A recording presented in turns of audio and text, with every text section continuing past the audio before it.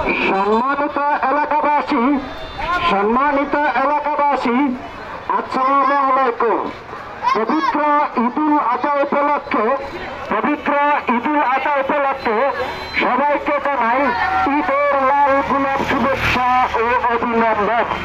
তার সাথে জানাচ্ছি আমিতাবাজারে ঐতিহ্যবাহী বিশাল বড় গরুর হাটের কথা।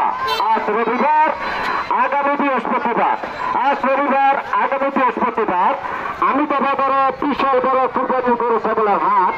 আমাদের এই হাট এক টাকা চলবে বিরতিনভাবে দিন রাত আমিতাবাজারের গরুর হাট।